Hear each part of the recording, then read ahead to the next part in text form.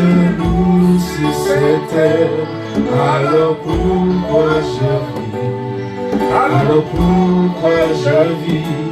Si ce n'est toi, Seigneur, que je loue sur cette terre, alors pourquoi je vis?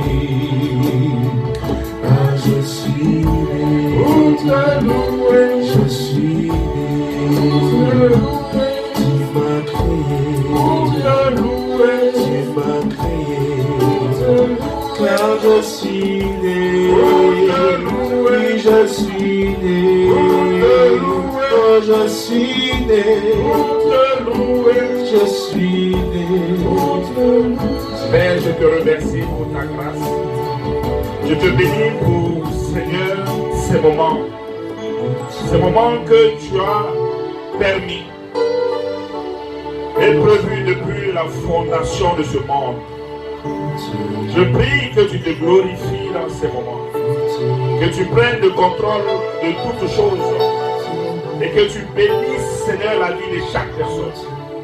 Seigneur, je me dispose afin que tu puisses utiliser, que je sois un canal par lequel tu vas t'exprimer, Seigneur, à ce peuple. Je vais sceller ces moments dans le sang de Jésus. Et que, Seigneur, je sois connecté, Seigneur, avec ton trône à cet instant précis. Que ta bonté et ta gloire soient manifestées, Père. Que tout esprit contraire à ta volonté soit lié au nom puissant de Jésus. Je lis tout esprit de raisonnement au nom de Jésus. Bénis ta parole, Père. Bénis chaque personne. Merci, Seigneur, pour ta grâce. Au nom de Jésus. Amen. Amen. Amen. Soyez bénis, soyez bénis. Comme la servante de Dieu disait tout à l'heure, la parole, c'est vrai que ça rend vraiment intelligent. Alléluia. C'est vrai que c'est Dieu, parce que Dieu qui est la parole, qui était au commencement de toutes choses. Donc plus tu commences à méditer profondément, ton intelligence est renouvelée. Alléluia. Vous voyez au jour, le monde aujourd'hui là est basé, c'est vrai que tout ce monde là est basé sur tout ce qui est bien matériel. Alléluia. Vous constaterez qu'au niveau de la finance même, aujourd'hui, l'argent a pris le dessus sur toutes choses. Quand tu vois l'organisation de ce monde, l'organisation des banques, la Banque centrale, c'est un serviteur de Dieu qui a été l'initiateur de la Banque centrale. Alors, grand Joseph. Alléluia. Quand il y a eu des problèmes en Égypte, et Joseph a mis une organisation en place. Alléluia. Et aujourd'hui, tout le monde de la finance se base sur l'organisation que Joseph a mis en place. Il était le premier à créer la Banque centrale en Égypte. C'est un serviteur de Dieu. Donc c'est Dieu qui rend intelligent. Alléluia. L'intelligence c'est Dieu. Et Dieu qui nous a créés. Donc le logiciel qui est en nous, quand tu médites sa parole, il ne fait que faire une mise à jour de ton intelligence. Alléluia. Vous comprenez? Donc voilà pourquoi c'est bien la parole, c'est bien de méditer quotidiennement. Parce que la Bible nous dit de méditer la parole de Dieu nuit et jour, car c'est assurant que nous réussirons dans toutes nos entreprises. Alléluia. Que Dieu vous bénisse. C'est vrai qu'aujourd'hui c'était la servante de Dieu qui devait prêcher, mais vu qu'elle n'a pratiquement pas dormi, elle est très épuisée. Alléluia. Et vous savez, tout homme a besoin de recharger son énergie. Alléluia. Parce que quand on est fatigué, on perd beaucoup d'énergie. On perd de l'énergie. Tu as besoin de recharger. Alléluia. Et comme vous savez que c'est quelqu'un qui dégage beaucoup d'énergie quand on prêche. Donc moi, quand on ne dégage pas trop, on peut se débrouiller en tout. Alléluia. Que Dieu vous bénisse. Donc je vais donner un enseignement. Comme nous sommes aujourd'hui, nos frères se sont mariés hier. On a quitté ici très tard. Donc on va donner aujourd'hui un enseignement sur l'amour. Alléluia. On va parler aujourd'hui de l'amour. Alléluia. La Bible déclare dans le livre de 1 Jean 4 à partir du verset 8. Celui qui n'aime pas n'a pas connu Dieu, car Dieu est amour. Alléluia. Celui qui n'aime pas, c'est-à-dire que si tu n'as pas l'amour avec toi, si tu n'as pas l'amour en toi, tu n'as pas connu Dieu. Parce que Dieu n'est autre chose que l'amour. Alléluia. Et c'est par le canal de l'amour qu'on peut rapprocher deux êtres. C'est que ce qui peut rapprocher deux êtres, c'est par le canal de l'amour. Alléluia. Ce qui peut te rapprocher, toi et Dieu, c'est par le canal de l'amour. Voilà pourquoi de la même manière que Dieu nous aime, il veut aussi que nous, on l'aime aussi. Alléluia. De tout notre cœur, de toute notre âme et de toute notre pensée. Parce que c'est comme ça lui nous aime. Alléluia. Et par ce canal, on peut aussi on peut se rapprocher nous, entre nous les hommes. Voilà pourquoi le mariage aussi est basé sur l'amour. Alléluia. Le mariage, c'est deux êtres qui s'aiment, qui se mettent ensemble, afin de devenir un. Pour devenir un, tu as besoin d'aimer pour devenir un avec ton vis-à-vis. De la même manière que si nous aimons Dieu, nous sommes en Dieu et Dieu est en nous. Alléluia. Amen. Donc, ton vis-à-vis. Parce que la Bible déclare que l'homme quittera son père et sa mère et s'attachera à sa femme, les deux formeront qu'une seule chair. Donc, pour que vous soyez un, il faut que l'amour soit fort. Il faut que l'amour soit à un certain degré, à une certaine dimension. Pour que les deux âmes se mélangent. Alléluia. Mais si tu n'aimes pas ton vis-à-vis, c'est-à-dire que la personne avec qui tu es marié, vous ne pouvez jamais devenir un. D'où il va y avoir beaucoup de divergences dans le foyer. Alléluia. Parce que les deux âmes doivent être ensemble. Désormais, vous c'est comme c'est que c'est une alchimie. Alléluia. Donc, le travail de l'homme, c'est d'être un avec la personne. C'est-à-dire que la personne que Dieu a décidé que vous soyez ensemble, mais aussi d'être un avec Dieu. Jésus a dit, ce qu'il a fait, nous aussi on peut faire pareil. On peut faire plus même, n'est-ce pas? Alléluia. Donc si lui il était un avec Dieu, pourquoi nous aussi on ne peut pas être un avec Dieu? Alléluia. Le but, c'est que nous soyons un avec Dieu. Mais malheureusement, nous sommes dans un monde où nous sommes influencés par beaucoup de choses. Alléluia. Nous sommes influencés par des forces qui sont tapées dans l'homme, qui font tout pour que nous ne soyons pas un. Un avec Dieu, un avec notre vis-à-vis. C'est que ta femme, un. Même lorsque nous sommes dans l'église, nous devons être un. Alléluia. Parce que l'église, c'est une famille. Alléluia. Ici, là, nous formons une même famille, nous devons être tous un. Alléluia. Donc vous voyez que dans l'église, il y a beaucoup de divergences. Alléluia. Souvent la parole même qui nous amène à être un, quand on essaie de faire sortir et ressortir certains éléments de cette parole, beaucoup de personnes ne sont pas d'accord.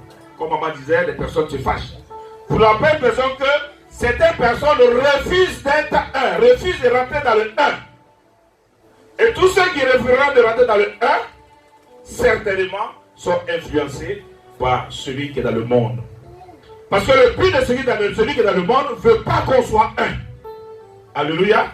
C'est son but. C'est une vieille tactique comme le monde. Diviser pour régner. Plus il y a la division, on ne peut pas être un. Alléluia.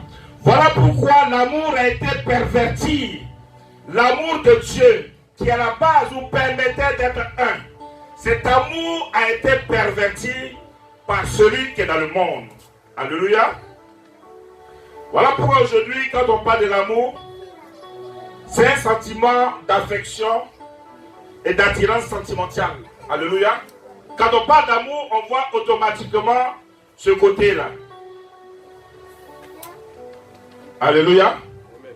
Ce sentiment aussi, quand on parle d'amour, beaucoup de personnes voient automatiquement le sexe. Dans le monde dans lequel nous vivons aujourd'hui. Alléluia. Quand on parle d'amour,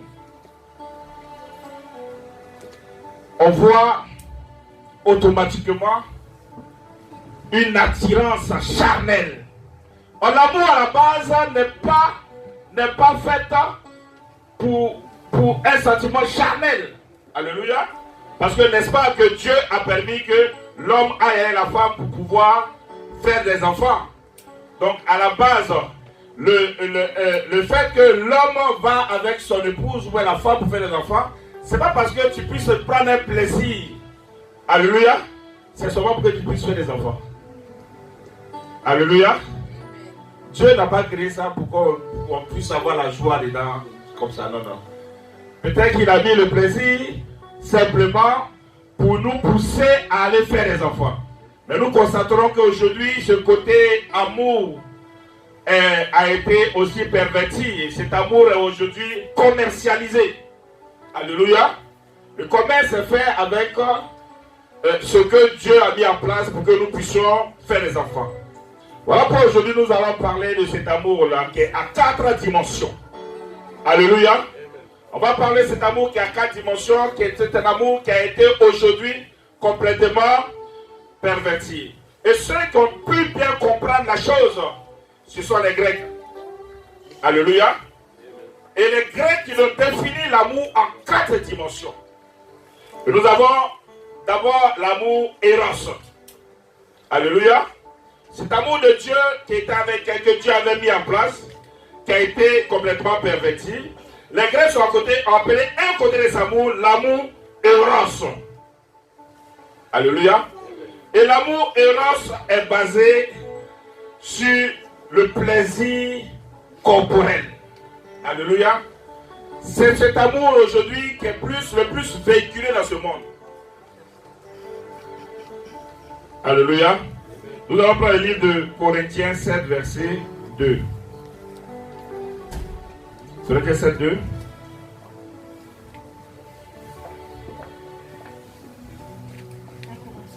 Eros c'était quelqu'un de très beau. Alléluia. Eros c'était une divinité grecque qui était quelqu'un de très beau. Donc c'était le prototype même de l'amour. Et sous l'influence d'Eros, dans la Grèce antique, les gens idolâtraient ce côté de l'amour là, et qui faisait que les personnes rentraient dans la débauche. Alléluia. Vas-y.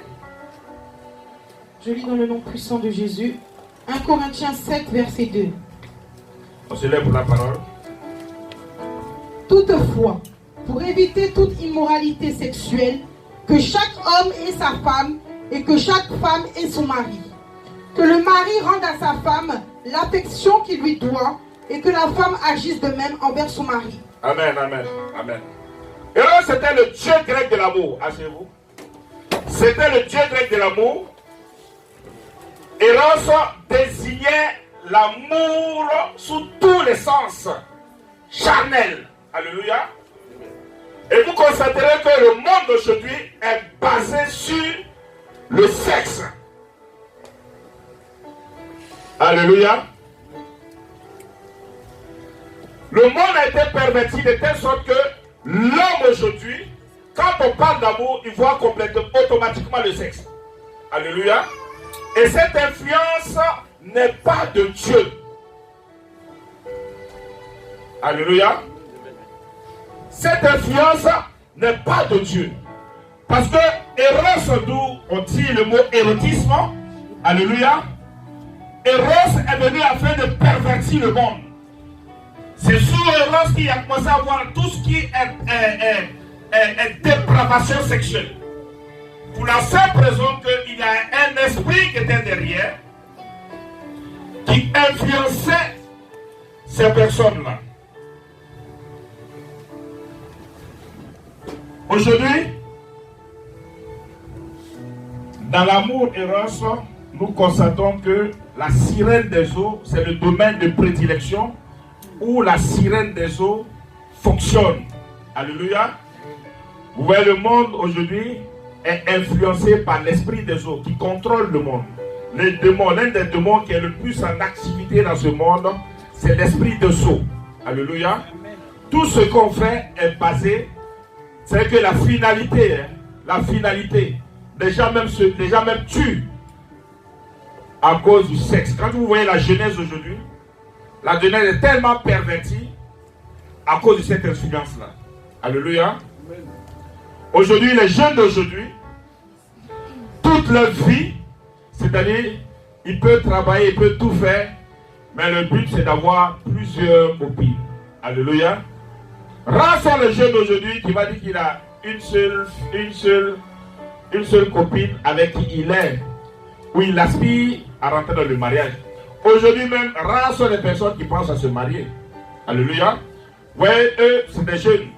Ils se sont connus, ils ont prié ensemble et ils ont décidé de se marier. Mais dans le monde, on n'a pas ce genre à un certain âge, on ne pense pas à ça. Alléluia. Le but, il faut courir les nanas. Quand c'est dans le monde, quand tu as plusieurs copines, on dit que tu es un donjon. Alléluia. Vous voyez, aujourd'hui le sexe a pris le dessus. L'amour que Dieu avait instauré dès le départ a été perverti. Et l'esprit de Dieu influence ce monde afin de détruire la vie de beaucoup de personnes. Alléluia. Il y a des personnes qui sont mariées. Ils peuvent avoir la plus belle femme de la terre. Mais ça ne peut pas l'empêcher de pouvoir tromper sa femme. Courir derrière les femmes. Alléluia. Le plus souvent, quand vous voyez, il y a des personnes qui ont des belles femmes. Mais souvent, tu regardes les maîtresses qu'ils entretiennent, toi-même tu es découragé. Alléluia. Elle ne peut même pas égaler leur femme. Vous pensez que c'est normal? Alléluia. Vous comprenez? Et c'est pas normal. C'est une influence. Plus tu vas te concentrer sur l'amour Eros, plus ton esprit sera dirigé vers Eros, Satan va te contrôler. Alléluia. Parce que le but, il faut t'amener dans la perversion. Moi, je connais des personnes qui ne peuvent pas faire l'amour à une seule personne. Alléluia. Je connais des personnes, pour faire l'amour, s'ils ne sont pas 3 ou 4, il y a un problème. Alléluia. Et ça, c'est un problème. Je connais des personnes qui sont... Je donne ces témoignages souvent. Il y avait une richissime personne en Afrique. Alléluia. C'est quand l'ancien président de la Côte d'Ivoire, il était venu au pouvoir, c'était son ami, donc il avait nommé à un haut poste. Donc le mec, il n'avait rien, c'est quelqu'un qui n'avait pas assez d'argent. Et du jour au lendemain, il a commencé à compter des milliards. Alléluia. Il a commencé à compter des milliards. Donc lorsqu'il arrive en France, lorsqu'il arrive en Europe ici, il peut louer 2 chambres d'hôtel. Vous voyez, il y a les chambres d'hôtel qui communiquent là. Voilà, qui communiquent, vous comme les suites là. Donc les chambres communiquent. Donc il y a une chambre où il met ses affaires. Et dans l'autre chambre, c'est sa garçonnière. Et il a une secrétaire qui est chargée de faire les ravitaillements. Alléluia. Donc les jeunes filles là, quand elles viennent, elles attachent le monsieur. Ils ne touchent pas. Ils ne touchent pas les filles. Parce que j'étais à l'accueil de cet hôtel-là, et puis je voyais les petites filles de Paris là, qui défilent comme ça. Donc moi j'avais rendez-vous dans le coin, puis je vois les petites filles défiler.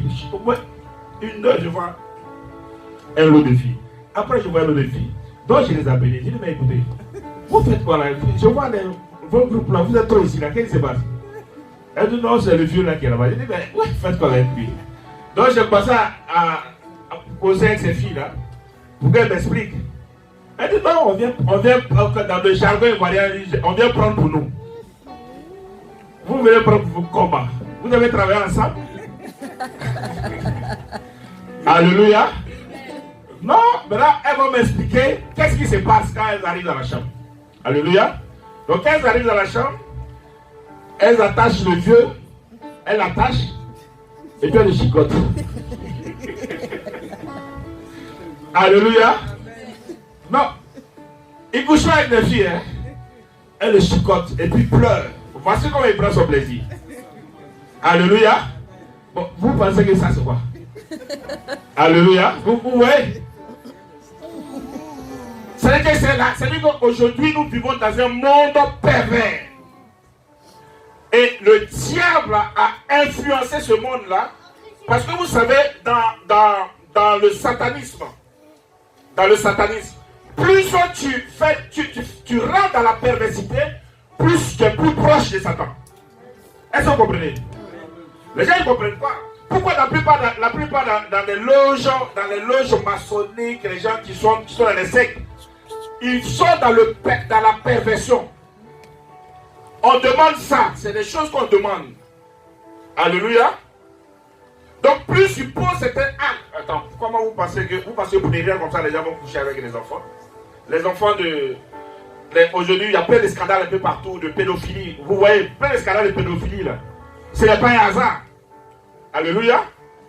Parce que coucher avec un enfant, c'est un acte ignoble. Donc plus tu fais l'acte, plus tu es proche de Satan. Est-ce que vous comprenez?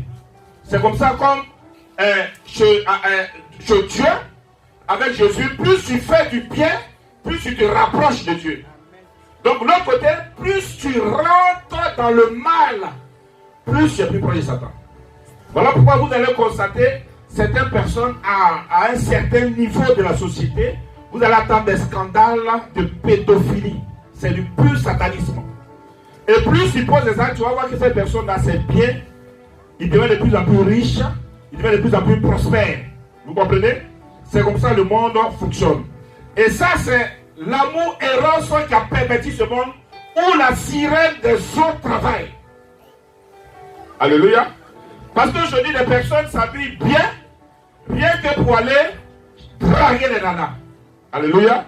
Nous, quand on vient à l'église, on se sent pour s'habiller normalement, en cravate, tout. Nous, on vient croiser le pouls. Alléluia. Quand un chrétien s'habille bien venir à l'église, c'est pour pouvoir croiser le pouls.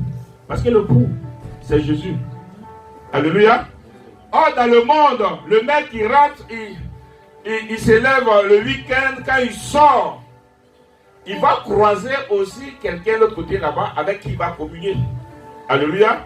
Et ça, c'est la sirène des eaux. Le simple fait de faire certains actes de perversion, le diable te tient. Voilà pourquoi, quand tu es dans l'adultère, quand tu es dans l'impudicité, pour arrêter, c'est difficile. Alléluia. C'est pas facile, hein. Pour sortir dedans, il faut qu'on prie pour toi. Alléluia. Le plus souvent, ceux qui commettent l'acte, ils ont souvent des regrets après avoir commis l'acte. Quand il rentre chez lui, il peut se dire, bon, je vais laisser, mais après, il y a cette attirance pour qu'il retombe encore dans ça. Alléluia. Et ça, le diable tient aujourd'hui le monde dans lequel nous sommes.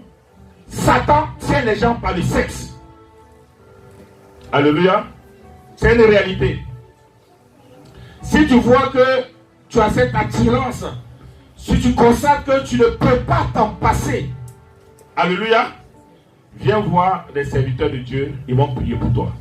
Parce que c'est l'esprit des eaux qui est derrière toi. Alléluia. Parce que le but là, c'est de te contrôler. Le but, c'est de détruire ta vie. Le but, c'est que tu perds ton âme. Amen.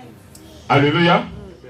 Voilà pourquoi l'éros n'est pas l'amour par excellence pour un enfant de Dieu. Alléluia. Et il y a aussi une forme d'amour que les Grecs ont compris. Il y a ce qu'on appelle l'amour philia. Alléluia. Tu vas prendre le livre de 1 Samuel 18, verset 4.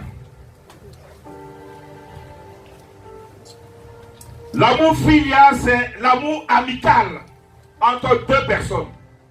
Alléluia.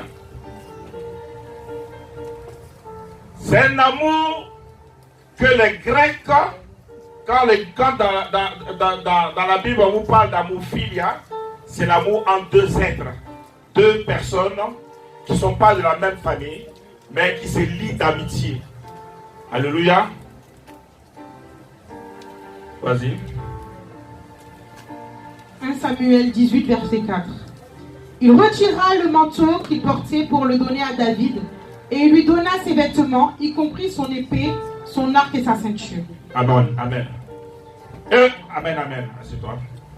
Et vous voyez, l'amour filial, c'est cet amour-là qui aujourd'hui est plus à l'église. Alléluia. Ici dans l'église, Je vais dire, malheureusement, nous avons développé cette forme d'amour-là, qu'on appelle l'amour filia. Alléluia. Le chrétien aujourd'hui, il est seulement ami avec son frère de l'église. Et ça, c'est un problème. Parce que quand tu appelles quelqu'un frère, alléluia, frère, c'est plus qu'ami. Frère, vous pouvez partager beaucoup de choses. Or, aujourd'hui, dans l'église, beaucoup d'enfants de Dieu ne partagent pas beaucoup de choses ensemble. Tu demandes un service à quelqu'un pour te rendre ses problèmes. Alléluia. Or, l'amour filial ne doit pas régner dans l'église. Alléluia. L'église, c'est plus que l'amour filial. Parce que l'église même va au-delà de l'amour fraternel. On s'appelle frère. Mais l'église même va au-delà de ça. Ce n'est pas ce type d'amour que Dieu souhaite pour nous, ses enfants, entre nous. Alléluia. Mais aujourd'hui, nous sommes que des amis. C'est une réalité. Ici, là, qui va dire qu'il connaît chez tout le monde? Alléluia. Tu l'appelles frère, mais tu ne connais pas chez lui. Tu ne sais même pas ce qu'il vit. Alléluia. Tu n'es même pas au courant s'il pleure, rien. Tu vas même dire à ton ami, oh mon frère, il faut me soutenir en prière. Mais là, ok, d'accord, je vais te soutenir. Jamais il va prier pour toi. Alléluia. L'amour vrai n'existe plus dans l'église de nos jours. Et Dieu ne conçoit pas cette forme d'amour là pour ses enfants. Alléluia. Aujourd'hui, l'homme n'aime plus son prochain comme lui-même. On espère que le plus grand commandement de la loi de Dieu, Dieu nous demande cette forme d'amour, d'aimer notre prochain comme nous-mêmes. Alléluia.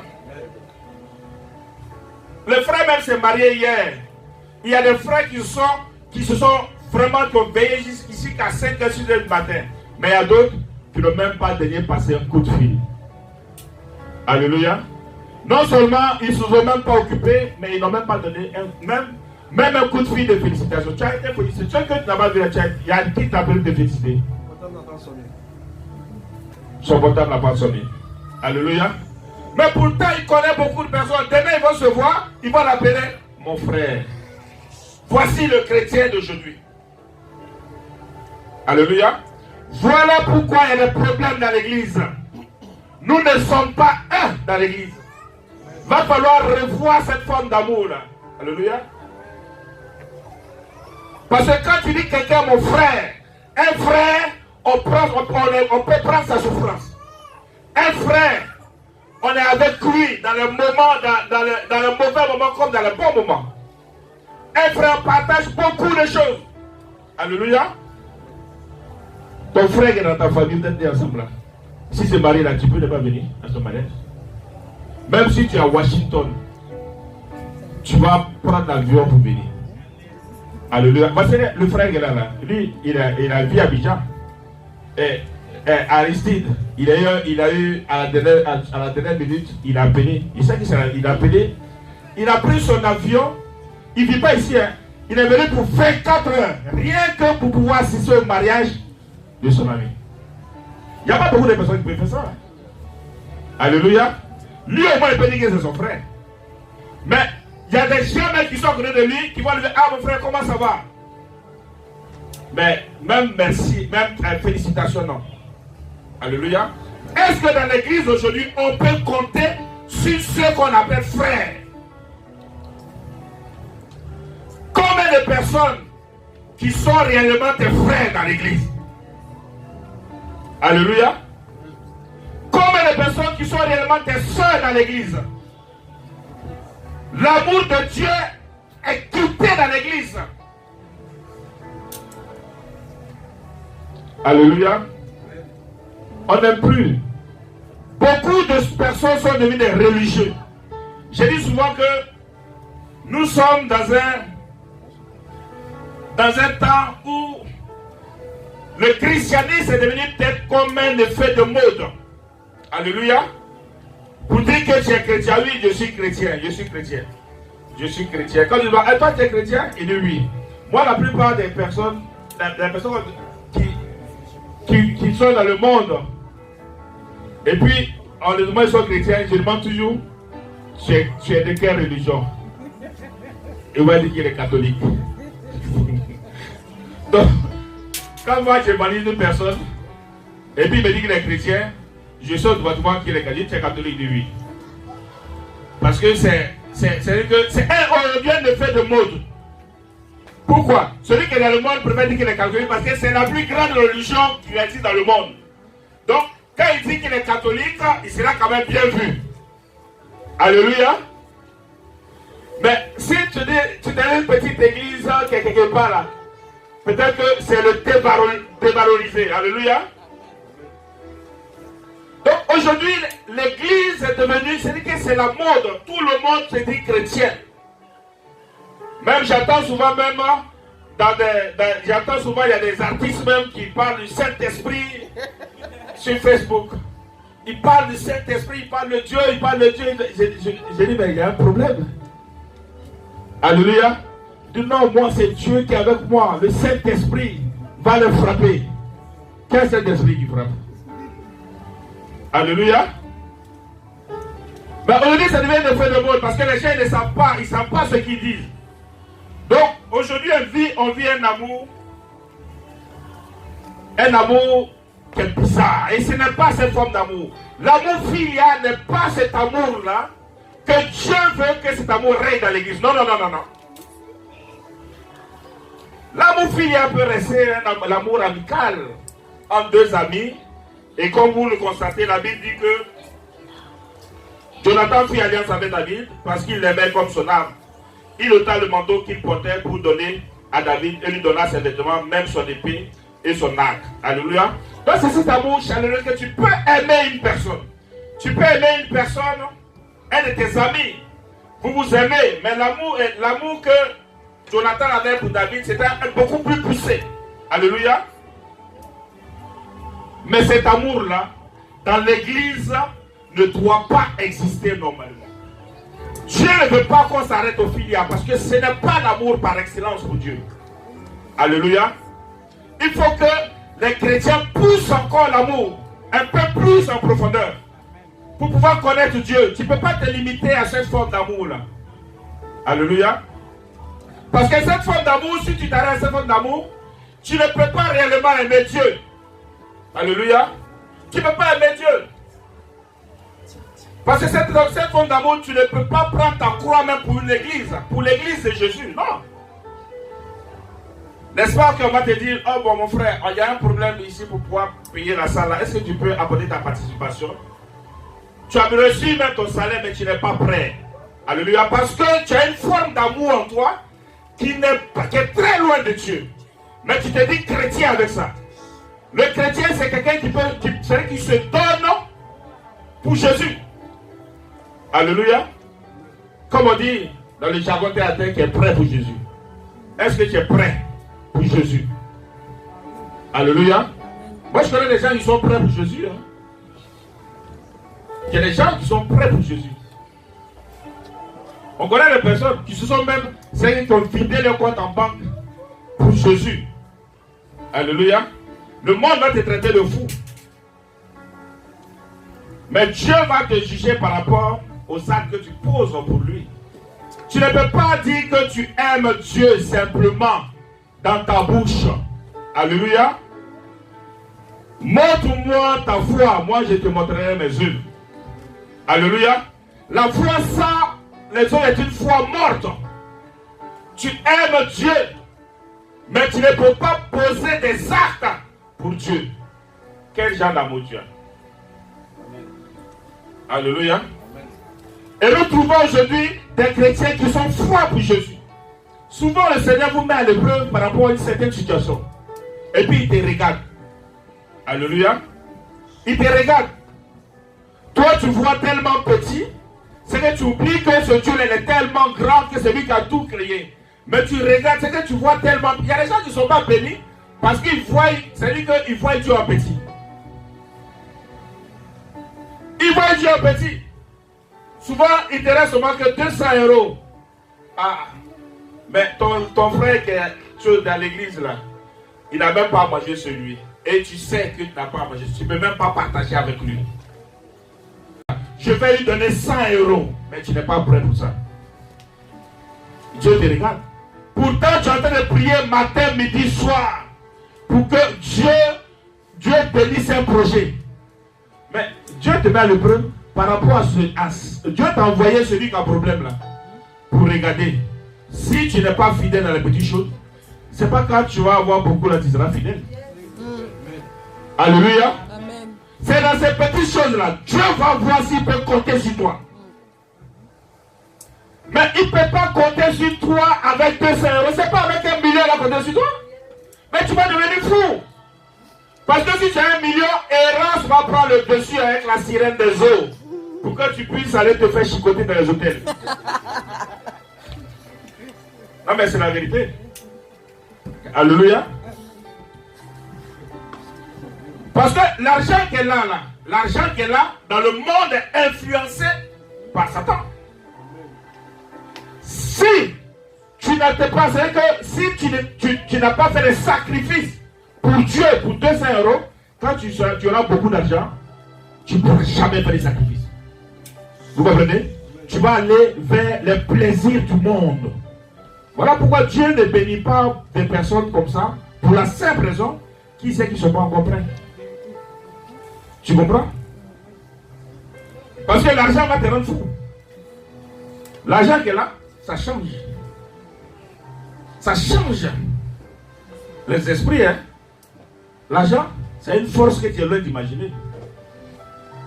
Moi, la première fois que j'ai eu 100 000 euros, j'ai pris l'argent là, j'ai mis ça là comme ça, et puis je compte comme ça. Tous les jours. Je compte, et puis quand je me lève, comme le vieux Jula là. Ah, je compte ça. Comme le vieux Jula là. Je dis,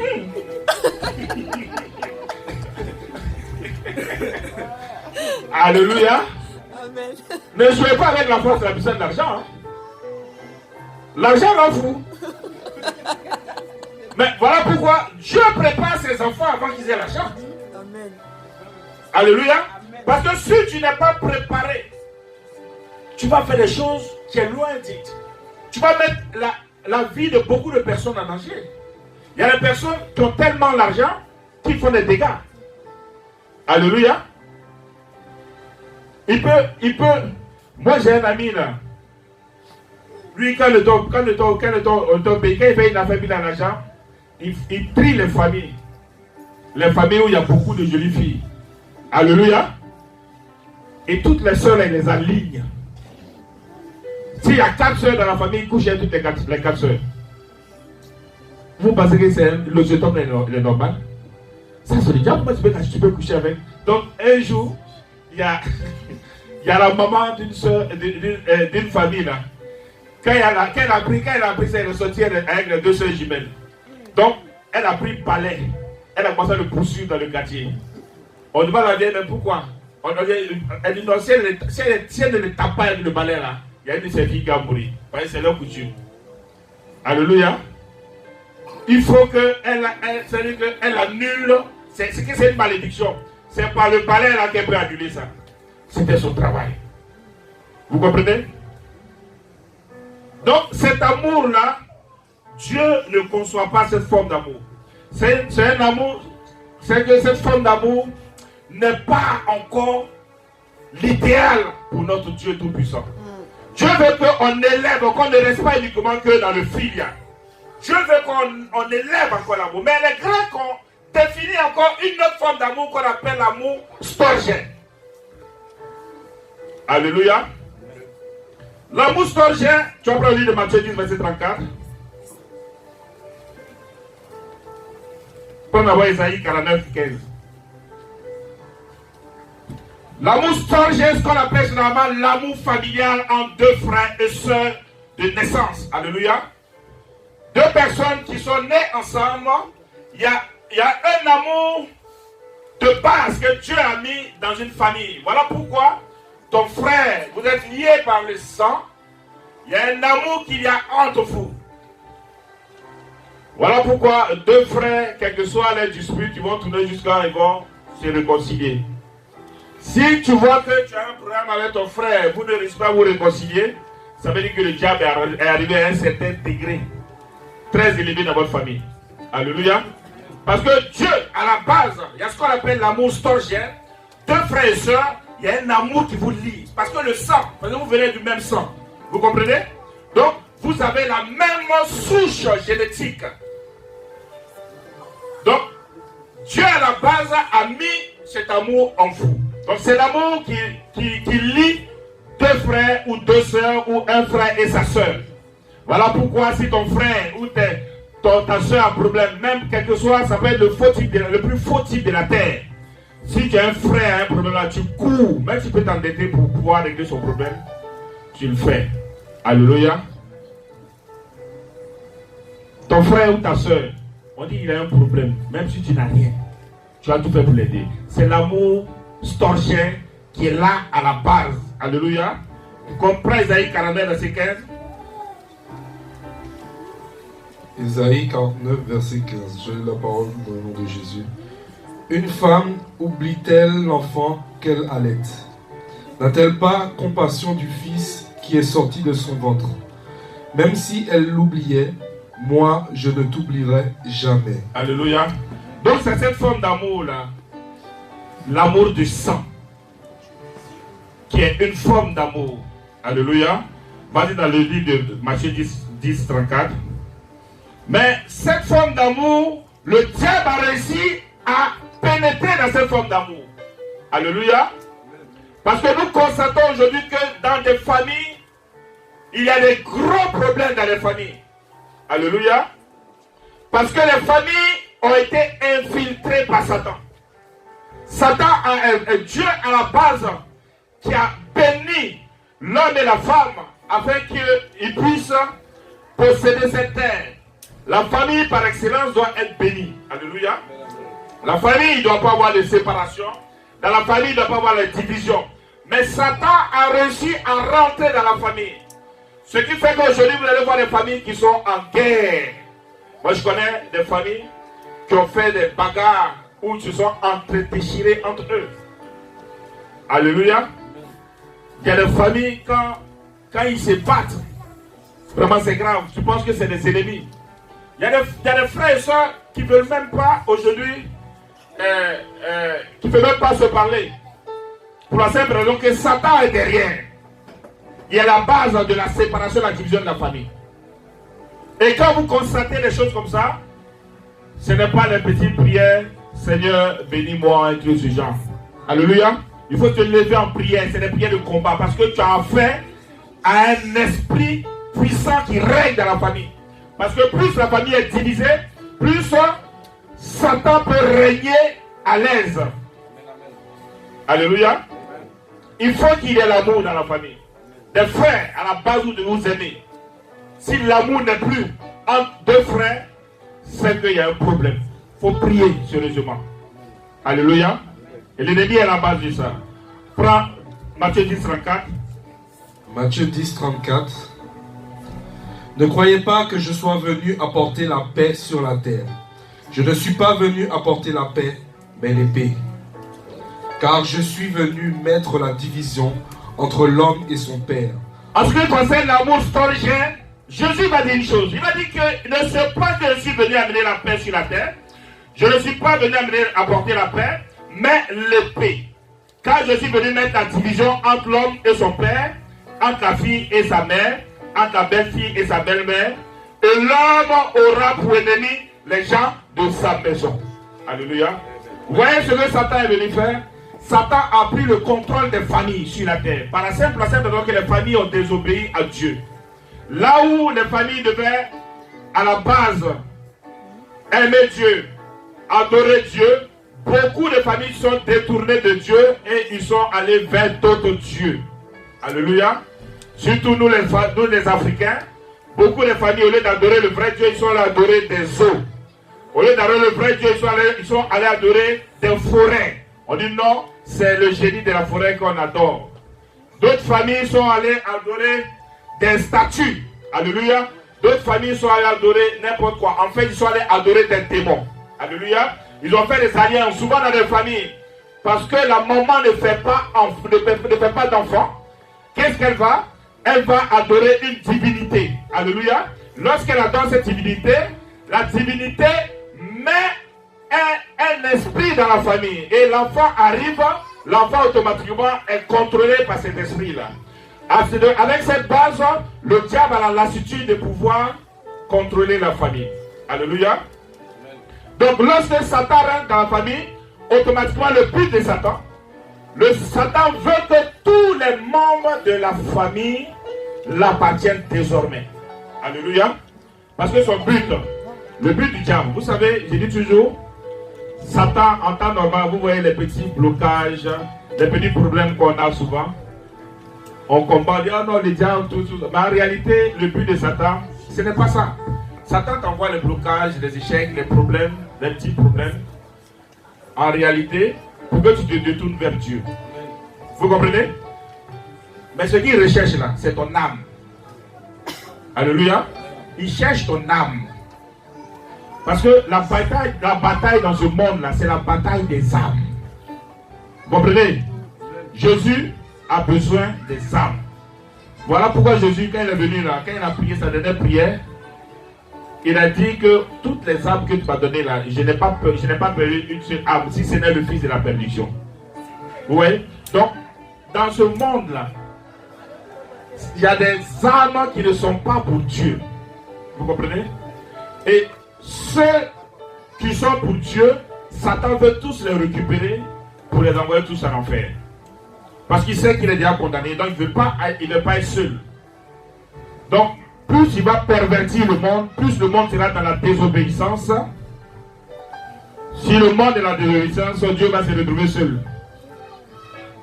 Alléluia. Le royaume de Dieu, il va faire ça avec lui après. Si Satan contrôle tout le monde, il n'y aura personne dans le royaume de Dieu. Donc voici le but de Satan. Donc quand il pervertit les familles, donc il passe par la famille, il contrôle le père, il contrôle la mère, il contrôle l'enfant. Donc Jésus, qu'est-ce qu'il va dire? Il dit, ne crois pas que je suis venu apporter la paix sur la terre. Je ne suis pas venu apporter la paix, mais l'épée. Donc Jésus, quand tu vas arriver dans une famille, avant que tu ne viennes dans cette terre, Dieu va te mandater pour une mission. Alléluia. Donc ta mission là, tu peux venir dans une famille qui est déjà contrôlée par Satan. Est-ce que vous comprenez? Ta famille est déjà contrôlée par Satan. Mais Dieu, il met une onction particulière sur toi pour que tu rentres dans cette famille là qui est contrôlée par Satan. N'est-ce pas que Jérémie, il a dit à Jérémie, depuis le ventre de ta mère, je te connaissais et je t'avais déjà établi comme prophète des nations. Donc tu ne viens pas ici, c'est que depuis le ventre de ta mère, tu es déjà consacré. Je ne sais pas ce qu'on fait à l'église où on te consacre. Non. Dieu t'a déjà consacré depuis le ventre de ta mère. Donc tu viens déjà dans une famille pour pouvoir sauver par toi, que Jésus puisse sauver cette famille. Alléluia.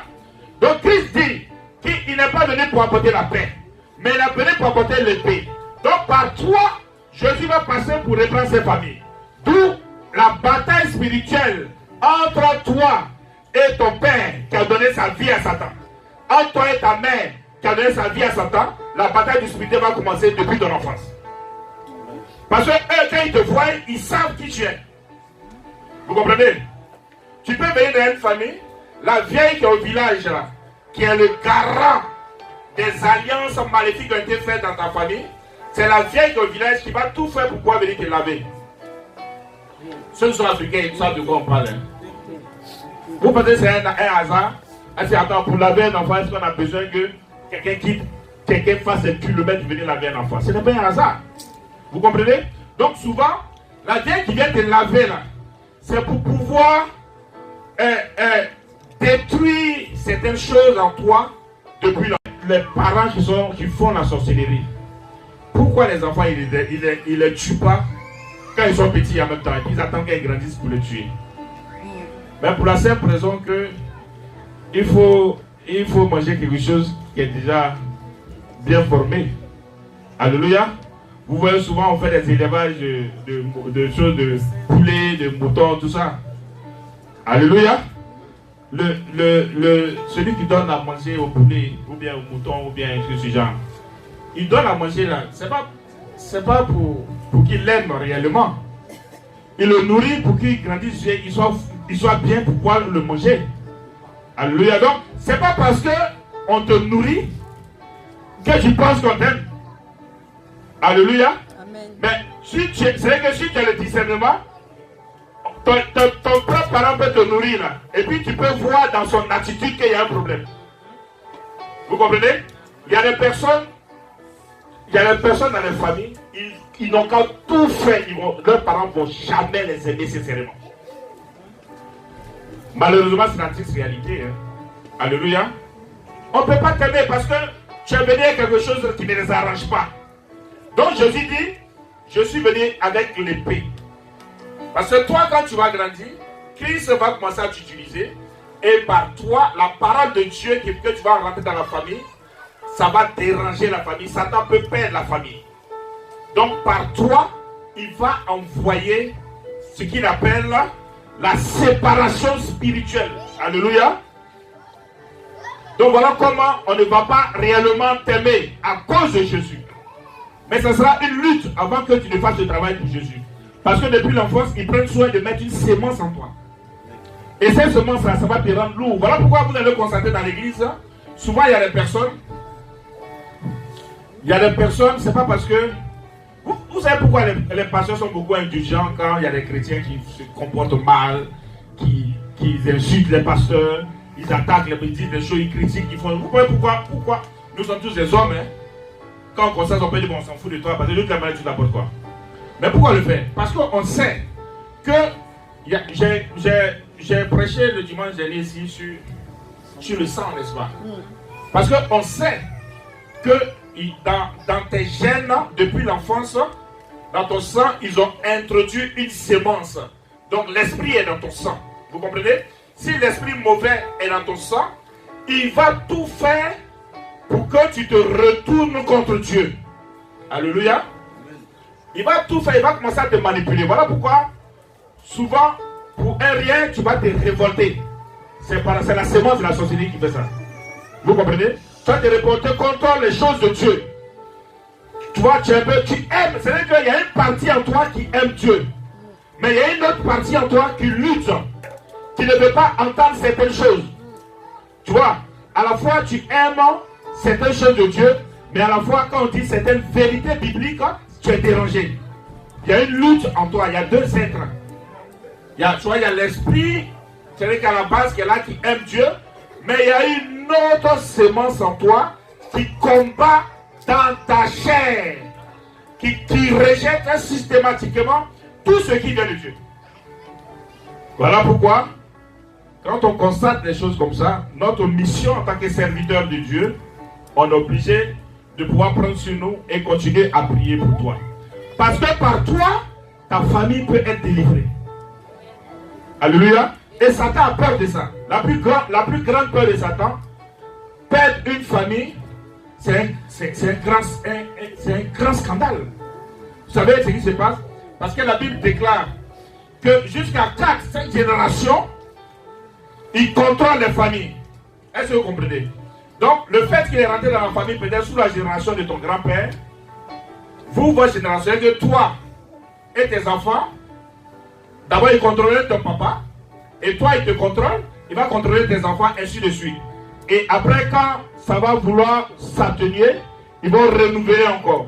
Donc, tant qu'ils vont vous éloigner de Dieu, tant qu'ils vont vous éloigner des choses de Dieu, il va continuer à contrôler la famille. Or, lorsque tu vas connaître la vérité, et tu vas commencer à faire les œuvres de Dieu, tes enfants seront sauvés jusqu'à 1000 générations. Est-ce que vous comprenez? Parce que la malédiction, ce qu'on appelle la malédiction familiale, va prendre fin à partir de toi. Toi, tes enfants ne seront plus sous la domination de l'alliance maléfique de tes parents. Voilà pourquoi la Bible déclare que désormais, si les parents mangeaient le raisin vert, les dents des enfants vont plus s'agacer. À cause de la parole de Dieu. Amen. Voilà pourquoi Jésus dit, je suis venu amener la division, la séparation entre l'esprit qui contrôle ton père, l'esprit qui contrôle ta mère et toi. Et l'homme aura pour ennemi les gens de sa maison. Parce que c'est de la maison que tout part. Toutes les malédictions, tous les problèmes que tu as ici, ton problème ne vient pas d'ici. Ton problème vient de ta maison, là où tout est quitté, là, c'est vraiment ton problème. Alléluia. Ce n'est pas quelqu'un qui est dehors qui peut te faire du mal. C'est dans ta famille. Alléluia. Parce qu'il y a une lutte. L'autre, il a donné sa vie à Satan. Et toi, tu as décidé de te donner à Jésus. Donc, il y aura une véritable guerre spirituelle. Physiquement, vous allez vous voir, ils vont rire. Mais sache une chose, à chaque fois que tu vas aller dans une réunion familiale, ils vont vouloir te mettre dans l'alliance maléfique. Par des rituels, ce qu'on appelle les rituels ou bien des coutumes. Parce que Satan a instauré ce qu'on appelle les coutumes. Les coutumes, c'est la contradiction de la parole de Dieu. Alléluia. La coutume, là, c'est le contraire de la parole de Dieu. Une fois que tu rentres dans les coutumes, automatiquement tu es sous le contrôle de Satan. Donc à chaque fois que tu vas vouloir venir, on dit réunion de famille, ils vont tout faire pour te faire faire les choses que Dieu n'aime pas. Il faut remarquer. Souvent on peut dire, bon, la coutume dit que quand il y a une réunion, il faut qu'on verse la boisson à terre. Et lorsqu'on verse la boisson, on appelle tous les parents qui sont morts. Vous pensez que c'est un hasard? Ce n'est pas un hasard. Pourquoi impliquer des morts dans une affaire de vivants? Toi, tu ne sais pas, mais celui qui fait ça là, il sait pourquoi il fait ça. Alléluia. C'est pour... Ils aiment pas parce qu'ils savent que Dieu nous interdit d'invoquer les morts. Alléluia. Donc, lorsqu'il fait ça, automatiquement, l'esprit de mort vient prendre le contrôle. Mais étant donné que tu as accepté et tu as décidé d'être complice de ce rituel, le diable a un droit légal.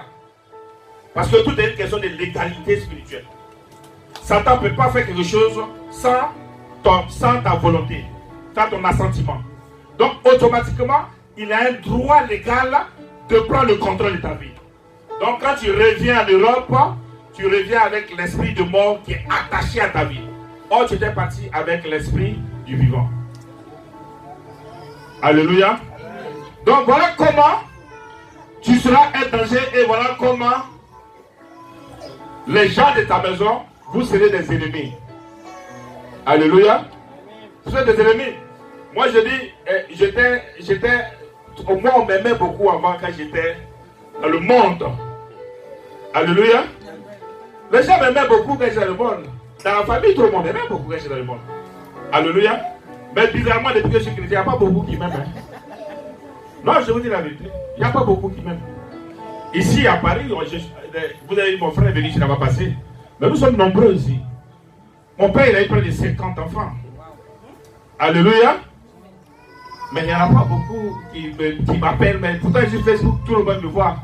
Ceux qui me commentent, ils ne sont pas beaucoup. Alléluia. Parce que je ne les arrange pas. Je ne les arrange pas. Désormais, je suis un danger. Quand je vais à Abidjan, rare même ceux qui m'appellent venir me voir. Alléluia. Oh, avant, c'était la fiesta quand j'arrivais. Mais maintenant, c'est ça parce que je suis un danger. Ceux qui viennent souvent, qui sont de l'autre côté, ils viennent pour essayer de pouvoir attaquer. Alléluia. Mais malheureusement, comme le Seigneur, il est fidèle et il nous protège. Donc, il faut comprendre certaines choses. Donc, voilà pourquoi un enfant de Dieu va toujours prier pour sa famille. Quand tu vas constater la division, quand tu vas constater les palabres, les guerres, quand tu vas constater que dans la famille, il y a la haine, il faut que tu intercèdes pour tes frères et tes sœurs. Parce que ce n'est pas un hasard que vous êtes en palabres. Ce n'est pas un hasard qu'il y a cette division. Le diable, c'est pour régner. Pour voler les grâces de la famille. Pour contrôler la famille. Il faut prier.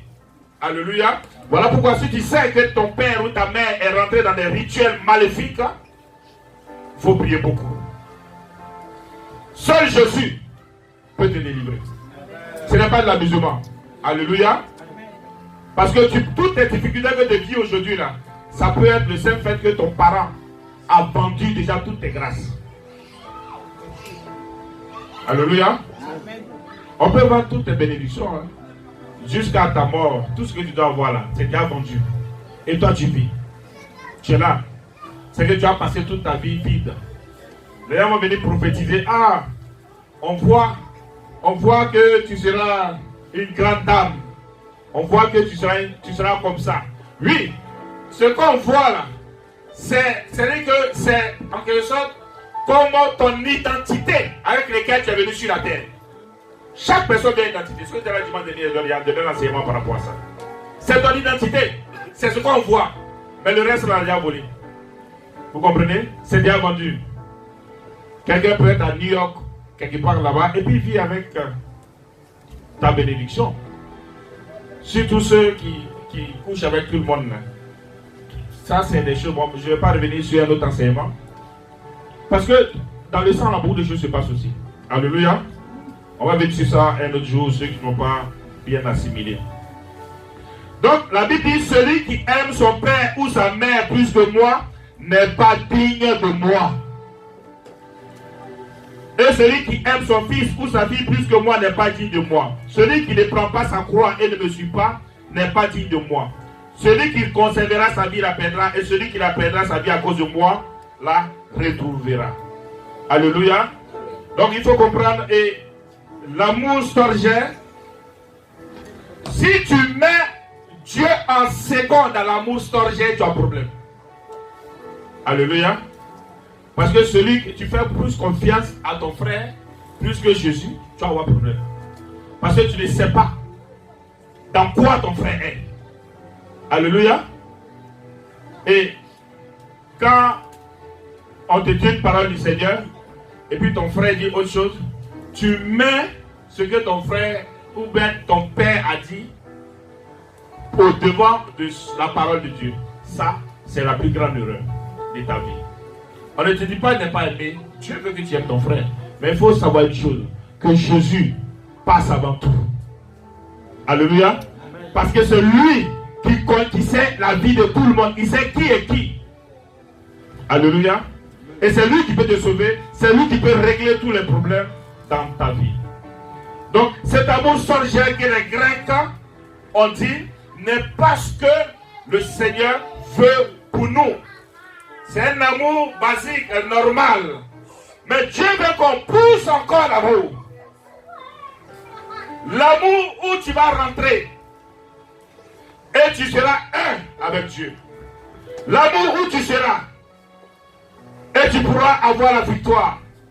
Le véritable amour. L'amour que Dieu souhaite pour tous les enfants de Dieu. L'amour que Dieu veut que cet amour règne dans l'église. L'amour qui est indispensable pour être sauvé. L'amour qui va te permettre de déplacer les montagnes. L'amour qui va te permettre que là où tu fourreras la plante de tes pieds, il te donnera la possession. C'est un amour véritable qui doit régner en tout temps avec cet amour avec lequel que Dieu veut qu'on marche. C'est l'amour agapé.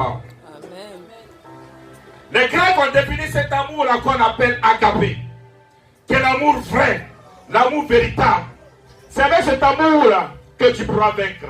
Voilà pourquoi le Seigneur dit, tu aimeras le Seigneur ton Dieu de tout ton cœur, de toute ton âme et de toute ta pensée. Amen. Et tu aimeras ton prochain comme toi-même.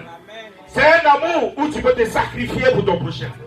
C'est un amour où tu peux même tout donner à ton ami. Tu peux souffrir pour ton ami. C'est cet amour, l'amour agapé, que Dieu veut connaître. Si tu as l'agapé avec toi, les puissances éternelles ne pourront rien comme toi. Alléluia. Nous, on avait hébergé un enfant aussi qui faisait la sorcellerie. Alléluia. 50 fois, il a essayé de me tuer. Et l'enfant, lorsqu'il s'est confessé, il est venu dire, pendant au moins 50 fois, j'ai essayé de vous tuer. Mais je n'ai pas réussi à vous tuer à cause de l'amour que vous avez. L'amour est comme une barrière. Agapé est cet amour par excellence pour un enfant de Dieu. Amen. Et les Grecs nous ont dit, il y a un amour qu'on appelle l'amour agapé. Et nous savons, tous ceux qui auront l'amour agapé, c'est un amour qui leur permettra de vaincre. C'est un amour désintéressé. Ce qu'on appelle l'amour de Dieu. C'est l'amour véritable. Et cet amour-là, qui est universel, qui est inconditionnel. Tu n'aimes pas par rapport à quelque chose. C'est inconditionnel. Tu aimes Parce que tu dois aimer ton prochain comme toi-même. Ça ne vous semble pas bizarre que c'est le plus grand commandement de la loi de Dieu? Quand on parle le plus grand commandement de la loi de Dieu, on te parle d'amour. Amour de Dieu. Amour du prochain. C'est les deux formes d'amour. Parce que lorsque tu vas aimer ton prochain, c'est lorsque tu te sacrifieras pour ton prochain que Dieu saura si tu l'aimes réellement. Parce que Dieu, on ne voit pas Dieu. Personne n'a vu Dieu si ce n'est celui qui vient de Dieu. Alléluia. Donc, on va expérimenter. Dieu va te regarder. Il va sonder ton amour par l'amour que tu vas donner à ton prochain. Alléluia. C'est là, il va voir. Ce n'est pas le fait de donner des belles paroles. Moi j'aime, moi j'aime. Beaucoup de chrétiens aujourd'hui disent qu'ils aiment. Alléluia. Beaucoup de chrétiens disent qu'ils aiment. Mais Dieu va voir si tu aimes par rapport à ton attitude vis-à-vis de ton prochain. Ton prochain a des difficultés. Tu es prompte. Tu cours pour pouvoir l'aider. L'église, quand tu es dans l'église, tu te soucies de tout le monde. Ah mon ami, mon frère, vraiment, je ne t'ai pas vu ce dimanche à l'église. Tu es où? Tu es où? Ah, il va te dire, vraiment, je ne me sentais pas bien. Je peux venir prier avec toi? C'est ce que Dieu veut qu'on ait. C'est cet amour-là. Mais ici, on va s'élever. Chacun va, il y a des personnes qui ne sont même pas venues. Personne ne va se soucier de ce que l'autre est devenu. Tu ne sais même pas s'il est mort chez lui à la maison là-bas. Tu ne sais même pas si c'est parce qu'il n'a même pas 1 euro pour pouvoir se déplacer. Alléluia. Toi après tu vas aller au McDo ou bien dans les restaurants manger les gros plats et tu vas mettre sur Facebook. Alléluia. Mais tu ne sais pas ce que vit ton prochain. Alléluia. Dieu jugera ton amour par rapport à ton attitude vis-à-vis de son prochain. Et c'est ça l'amour agapé. Prends le livre de Matthieu 5, verset 44 rapidement.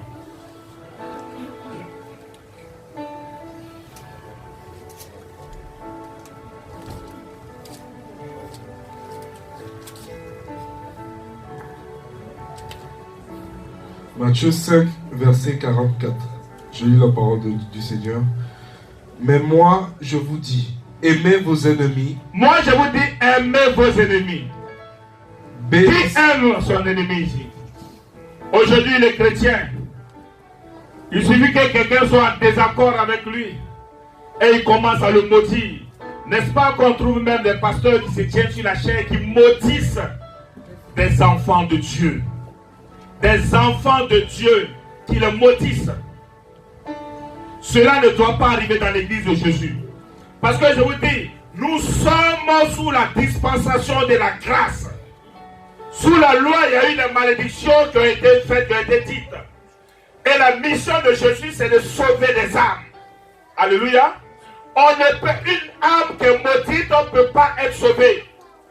Parce que lorsque tu vas envoyer des malédictions sur une personne, ces personnes vont commencer à faire des choses. Parce que lorsque la malédiction est lancée, tu déclenches quelque chose dans le spirituel. Et les esprits seront en activité pour venir troubler la vie de cette personne. Alléluia. Et quand la vie de cette personne sera troublée, cette personne ne pourra plus marcher selon la volonté de Dieu. Or, Jésus veut qu'aucune âme ne se perde. Mais comment toi tu deviens serviteur de Dieu et ta mission, c'est que les âmes se perdent? Il y a un problème. Il y a un problème. Cela ne doit pas arriver dans l'église. Aujourd'hui, quand on regarde sur le réseau social américain, des pasteurs qui s'insultent, qui maudissent matin, midi, soir, d'autres pasteurs, des enfants, et cela au vu et au su du monde entier et de Jésus-Christ. Non, cela n'est pas l'évangile de Jésus-Christ. L'évangile de Jésus-Christ nous demande de bénir même nos ennemis. Alors si tu rentres, c'est ce qu'on appelle agapé. Si tu réussis à prier et bénir quelqu'un qui est en train de t'attaquer, tu rentres dans l'agapé. Dieu va commencer à comprendre que c'est toi réellement qu'il a appelé pour le servir. Parce que l'amour peut tout. Continue. Mais moi, je vous dis, aimez vos ennemis, bénissez ceux qui vous maudissent, faites du bien à ceux qui vous détestent et priez pour... Faites du bien à ceux qui vous haïssent et priez pour ceux qui vous maltraitent et qui vous persécutent. Aujourd'hui, l'église est persécutée par beaucoup de personnes. Alléluia. Ta mission, c'est de prier pour ces personnes. Parce qu'une personne qui est influencée par Satan va toujours attaquer l'église, va toujours attaquer ce qui vient de Dieu, va toujours faire pour pouvoir faire sortir les gens de l'église. Ce qu'on appelle l'apostasie. Le but de Satan, c'est que les gens renient Christ. Alléluia. Voilà pourquoi quand un sorcier est dans une église, sa mission, c'est de vider l'église. Alléluia. C'est de pleuvoir sur les justes et sur les injustes. Amen. Dieu dit qu'il fait pleuvoir la bénédiction sur les justes et les injustes. Alléluia. Vous savez, il y a une révélation pour que vous sachiez. Beaucoup de personnes ne comprennent pas. Beaucoup de personnes ne comprennent pas pourquoi souvent des gens qui sont dans des loges satanistes, alléluia, prospèrent financièrement. Mais il faut savoir une chose. Quand toi tu es chrétien, tant que tu ne rentres pas dans l'agapé, tu peux avoir. Parce que Dieu fait descendre les bénédictions. Les bénédictions, quand ça descend sur tout le monde. Tout le monde est enfant de Dieu. Alléluia. Sur les injustes comme le juste. Maintenant, il y a une particularité. Vous savez, le problème de l'église, beaucoup de chrétiens viennent à l'église, mais ils ne mettent pas en pratique la parole de Dieu et certains principes divins. Les satanistes là, hein, ils connaissent certains principes de Dieu. Alléluia. Vous voyez, je vous dis une chose. Dans l'amour filial, d'où sort le mot philanthropique. Alléluia. Donc un philanthrope c'est quoi? C'est qui? Un philanthrope c'est quelqu'un qui fait des dons de manière comme ça désintéressée. Vous comprenez? Vous voyez, il y a beaucoup d'organisations dans le monde aujourd'hui. Quand il y a un problème dans un pays, ils peuvent aller faire des dons. Et quand vous constatez beaucoup d'organisations, pas toutes, hein, beaucoup d'organisations rejettent tout ce qui vient de Dieu. Est-ce que vous comprenez?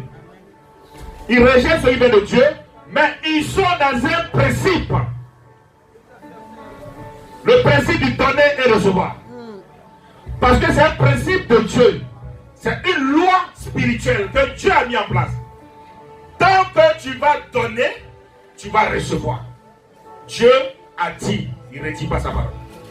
Vous comprenez? Est-ce que vous voyez? Donc ces personnes-là, bien qu'ils mettent en place, ils font certaines choses qui ne sont pas de Dieu, mais ils rentrent dans un seul principe. La loi de la sémence. Alléluia. Donc qu'est-ce qu'ils font? Quand ils vont faire des dons, comme ils sont du diable, et ils connaissent certains principes que Dieu a établis, qui régissent le monde. Je vous dis tout le temps qu'il y a des lois qui sont dans ce monde. Par exemple, la loi qui, comment on appelle ceux qui ont fait la chimie là? Quand tu fais le truc là-dessus, pour ça va tomber, non? La loi de l'attraction. Vous comprenez?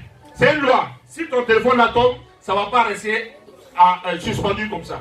N'est-ce pas? Ça va tomber. C'est une loi. Quand Dieu a créé ce monde, il a mis cette loi. Il en est de même que la loi de la sémence. Vous comprenez? C'est pareil que la loi de l'attraction. Tout ça sont des lois spirituelles, des lois de Dieu. Tous ceux qui vont s'aimer vont récolter. Tu comprends? Donc, celui qui donne, il reçoit toujours. Donc, eux, ils donnent. Et ils donnent à des personnes dans le besoin.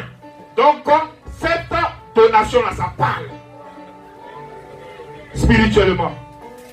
Mais aujourd'hui, on constate que les chrétiens sont avares, pègres, beaucoup, égoïstes. Ils aiment Dieu, Beaucoup de chrétiens sont les plus grands prieurs de la terre. Mais ils n'aiment pas donner. Ils n'aiment pas s'aimer. Voilà pourquoi il y a la pauvreté dans l'église. Parce que les principes de la bénédiction, de la prospérité même financière, ce n'est pas le fait de parler en langue. Non. Tu peux être le plus grand parleur en langue. Si tu ne rentres pas dans certains principes divins, tu ne gagnes pas. Ton parler en langue va te permettre d'être sauvé. Oui, c'est bon. Tu seras sauvé. Mais ici, dans ce monde-là, il faut manger. Alléluia. Ici, dans ce monde-là, il faut manger. Dieu ne t'a jamais dit d'être pauvre. Jamais. La pauvreté n'est pas de Dieu. Vous comprenez? Dieu dit qu'il faut qu'on prospère comme l'état de notre âme. Alléluia. Donc, un enfant de Dieu doit être béni. Mais nous, notre problème, nous aimons Dieu. Nous ne péchons pas. Nous ne rentrons pas dans la fornication. Nous ne rentrons pas dans beaucoup de choses qu'on dit dans la Bible. Mais il y a un seul principe spirituel qu'on ne fait pas. C'est la loi de la sémence. Voilà pourquoi, dans l'église, beaucoup ont des problèmes. Beaucoup ont des problèmes. Alléluia. Et le chrétien d'aujourd'hui ne met pas Dieu à l'épreuve.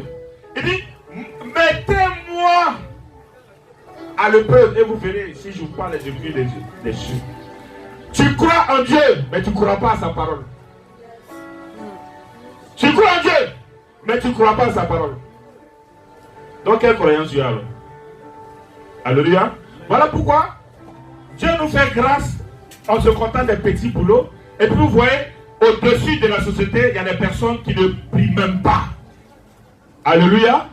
Qui ne prient même pas. Va dans les grandes sociétés, tous sont les grands directeurs du CAC 40. Je ne crois même pas qu'il y a un chrétien dedans. Alléluia. Mais il faut fouiller. C'est des personnes qui ne jouent pas avec la loi de la semence. Moi, quand j'étais dans le monde, j'étais avec un ami. Lui, qu'est-ce qu'il faisait? Quand on tourne jusqu'à... Souvent les dimanches, il dit accompagne-moi. Je dis on va où? On va devant une église. Il dit attends-moi. Et tu vas faire quoi? Il fait une enveloppe. Et puis il rentre dans l'église. Il va, il fait sa sémence, il fait son offrande. Et puis il sort. Il n'assiste même pas au culte. Je n'ai jamais compris. Et il ne m'a jamais expliqué pourquoi. C'est un gros païen. Il fait tout ce qui est mauvais. Alléluia. Mais ses affaires marchaient plus que tout le monde. Pour nous tous. C'est quand je dis chrétien, j'ai compris ça. Alléluia. Donc, voici le problème de beaucoup de personnes. Et l'agapé nous demande d'aimer. Alléluia. Tu as fini de lire tous les versets? Verset 46. Si vous aimez ceux qui vous aiment, quelle récompense méritez-vous? Oui, ça va. Amen. Amen. Donc, l'agapé va nous permettre de pouvoir rentrer dans un véritable amour. C'est une question, c'est-à-dire que c'est un exercice quotidien. Pour rentrer dans l'amour agapé, c'est un exercice quotidien. Tu ne peux pas avoir l'agapé, l'amour agapé, si tu ne médites pas la parole de Dieu nuit et jour. Voilà pourquoi Dieu nous dit, médite cette parole nuit et jour. Car c'est en cela que tu réussiras, c'est en cela que tu auras du succès dans tes entreprises. Amen. Alléluia. Parce que plus tu vas méditer la parole de Dieu, tu vas commencer à avoir l'amour en toi. L'amour de ton prochain. Parce que la parole de Dieu, ce n'est que l'amour. Dieu nous demande d'aimer. Tu vas cultiver l'amour. Et quand tu aimes, tu rentres dans tous les principes divins. Non seulement cet amour permet que tu sois protégé de beaucoup de choses. Et cet amour te permet aussi de prospérer. Vous pensez pourquoi les sorciers, leur gymnastique favori, c'est d'attaquer la finance des gens? Pourquoi? Hein? Ce n'est pas vrai. Quand un sorcier qui parle, la première chose, c'est d'attaquer les finances, assécher les finances. Mais si tu as des problèmes, de difficultés financières, tu ne vas pas aider ton prochain. Tu vas te dire, ah mais moi cependant ça ne suffit pas, vraiment je ne peux pas, je ne peux même pas payer ma facture. Et tu es là, tu es assis, tu es prêt. Donc tu ne mets pas certains principes. Certains principes, tu ne prends pas ça en considération. Alléluia. Plus tu ne prends pas, plus la sécheresse, tes problèmes ne finissent pas. Ça continue, ça continue, ça continue, tu t'en sors pas. Et un bon matin, tu deviens apostat. Parce que si tu as trop de problèmes, tu vas dire que Dieu n'existe pas. Alléluia. Tu vas renier Jésus. Si Jésus existait, est-ce que je vais avoir tel problème? Vous entendez ça souvent, non? Si Jésus était là, mais je n'allais pas avoir toutes ces difficultés, je n'allais pas être comme ça, comme ça, comme ça. Mais est-ce que tu es rentré dans l'agapé? Et Satan va tout faire pour qu'on n'ait pas l'amour agapé. Tout. Alléluia. Voilà pourquoi Galates 5, verset 13 nous dit: frères, vous avez été appelés à la liberté. Seulement ne faites pas de cette liberté un précepte de vie selon la chair. Mais rendez-vous par la charité serviteurs les uns des autres. Car toute la loi est accomplie dans une seule parole. Dans celle-ci: tu aimeras ton prochain comme toi-même. Alléluia. Et la Bible nous fait comprendre quand je parlerai les langues des hommes et des anges, si je n'ai pas l'amour, je suis un raisin qui résine ou un cymbale qui retentit. Quand j'aurai le don de la prophétie, la science de tous les mystères et de toute la connaissance, quand j'aurai même toute la foi jusqu'à transporter les montagnes, si je n'ai pas l'amour, je ne suis rien. Quand je distribuerai tous mes biens pour la nourriture des pauvres, quand je livrerai même mon corps pour être brûlé, si je n'ai pas l'amour, cela ne sert à rien. L'amour est patient. Elle est pleine de bonté. Elle n'est point envieuse. Elle ne se vante point. Elle ne sent point d'orgueil. Elle ne fait rien de malhonnête. Elle ne cherche point son intérêt. Elle ne s'irrite point. Elle ne soupçonne point de mal. Elle ne se réjouit point de l'injustice. Mais l'amour se réjouit dans la vérité. Amen. Que la paix de Dieu soit sur la vie de chaque personne. Que la grâce de Dieu, que la faveur de Dieu, que l'amour agapé saisisse le cœur de chaque personne. Afin que par l'amour agapé, nous réussissons avec les problèmes des ténèbres. Afin que par l'amour agapé, les portes des cieux vous soient couvertes. Si tu rentres dans l'amour agapé, Satan ne pourra rien contre toi. Que Dieu vous bénisse. Amen.